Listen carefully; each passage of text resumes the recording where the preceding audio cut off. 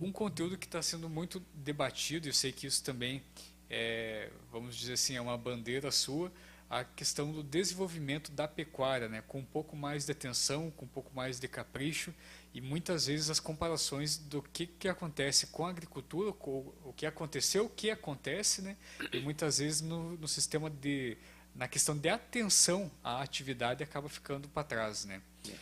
E então gostaria também da sua fala quanto a isso, né?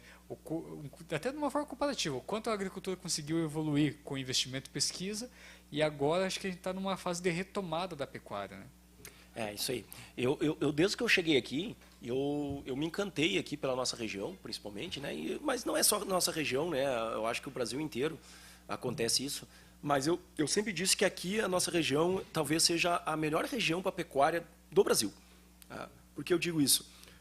Em qual região do Brasil que a gente consegue ter uma pastagem de clima temperado, um aveia, um azevém, por exemplo, vegetando em conjunto com uma pastagem de clima tropical, né? Do outro lado da cerca, nós temos uma pastagem de aveia, azevém, produzindo, bem produtiva. Do lado, nós podemos ter uma pastagem estrela africana, de braquiária, de pânico, né? Uma mombaça, uma Tanzânia produzindo também, né? Em outras regiões consegue, mas por um período muito curto. Aqui a gente emenda uma na outra. A gente não existe o que acontece lá no sul, que é o vazio forrageiro, por exemplo, que é essa janela que a pastagem de verão terminou e ainda a pastagem de inverno não iniciou. E ao contrário, acontece da mesma forma. Acabou a passagem de inverno e ainda não fez calor o suficiente para a passagem de verão vir. Então nós temos vazios de primavera e vazios de outono, que não acontecem na nossa região. Tirando, se nós pensar o resto do Brasil, né, daqui para cima, que tem a época seca e a época das chuvas, né? Então eu vejo que a gente é privilegiado nesse sentido. Porém, né, a nossa pecuária ela é muito marginalizada, né? E quando a gente fala em marginalizada é aquilo que está onde? Ele está lá no fundo do campo, ele está lá na região das costas do Chupim, né? Das costas aí dos nossos alagados. Eu gosto de pescar, às vezes eu estou pescando e eu olho onde está o gado de corte. O gado de corte está no morro, subindo o morro e descendo o morro, né? O touro desce para beber, eu brinco com a gurizada em sala de aula, né? Tu quer que o touro te deixe quantos bezerros por ano? Né? Tu tem que dar condições para ele. Ele não pode descer para tomar água lá no Caxias e subir para tomar água lá em cima. E quando ele corre atrás da vaca? Então ele vai se desgastar e esse touro vai se desgastar e não vai ter uma capacidade de serviço adequada. Então, eu vejo que nós precisamos, para comparar a agricultura com a pecuária, nós precisamos dar as mesmas condições que a gente dá para a agricultura. Eu não estou dizendo que a pecuária ela pode se comparar à agricultura. Né? Em determinados momentos, não. A gente sabe disso. Mas outros se comparam e até com vantagem. Só que, para mim conseguir chegar e fazer essa comparação bem feita, eu tenho que quantos tratos culturais se dá hoje numa lavoura, né? Tem um pacote tecnológico muito fechado. O pacote da agricultura, a ciência, ela já mostrou, e tudo é ciência, gente, não adianta. Ela já mostrou todos os tratos culturais que precisa ser para ter uma alta produtividade na lavoura. Então, se entra aí 5, 6, 7, 8 vezes, me falaram esses dias que estavam entrando 14 vezes dentro da lavoura para fazer trato cultural. Eu não acreditei nessas 14, né? Mas vamos dizer que entre as 14. Quantas vezes a gente entra numa pastagem para fazer um trato cultural, né? Às vezes para dar uma cigarrinha e olhe lá, para botar uma ureia e olhe lá, e às vezes aquela ureia que tu bota um grãozinho aqui, o outro lá, um gritando pro outro, né? bem longe. Então, como que tu vai comparar uma coisa a outra, né? Eu dei uma palestra na Expo Vizinhos, em outubro ou novembro, e eu mostrei uma foto. Eu no barco, né? Eu tirei uma foto de um morro sendo cortado, as máquinas todas cortando, assim, estavam cortando o morro, né? Naquela área tinha bovino de corte antes, né? Antes de entrar as máquinas e fazer a mecanização daquela área. Só que o gado de corte ele subia e descia gastando energia. O que o agropecuarista fez? Em vez de botar o gado lá, lavoura, né? Entrou lavoura. Então quer dizer, não, agora essa área está me dando dinheiro. Mas por que tu não deu a condição que tu teria que dar para a pecuária dar essa condição que a agricultura está te dando, né? A gente não vai saber.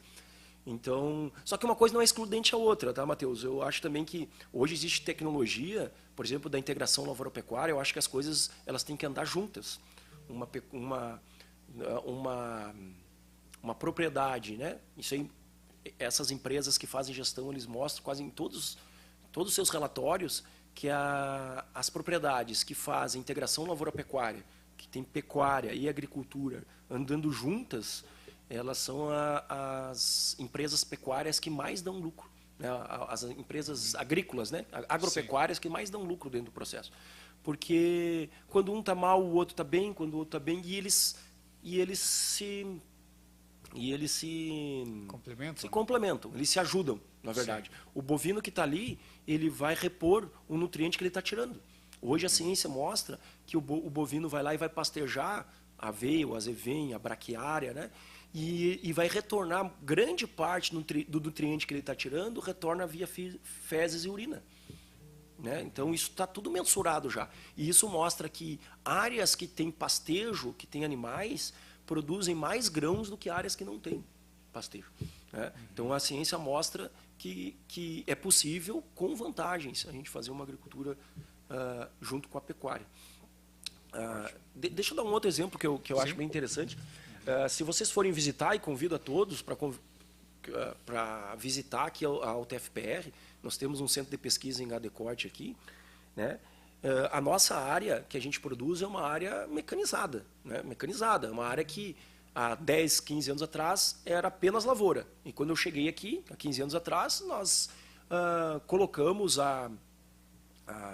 o setor de gado de corte para funcionar, colocamos os animais, então nessa área que antigamente era lavoura. Então é uma área mecanizada. E nós produzimos, aí nos projetos, nós temos um projeto, por exemplo, que produziu mais de 50 arrobas por hectare, por ano. Né? Num projeto que a gente repetiu 3 anos, sem botar 1 quilo de ração. 1 quilo de ração. Só adubando bem a pastagem, colocando uma sobressemeadura de aveia, azevém e uma leguminosa, ou ervilhaca, ou trevo, e nós produzimos mais de 50 arrobas por hectare.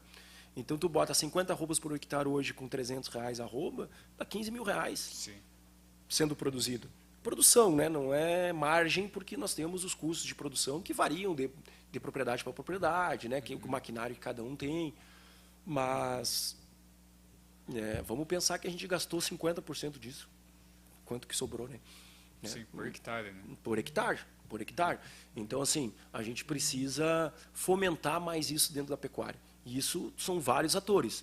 É nós dentro da academia, é o técnico, né? É o produtor, né? Mostrar para o produtor que dá certo. Se a gente investir, a pecuária de corte dá certo.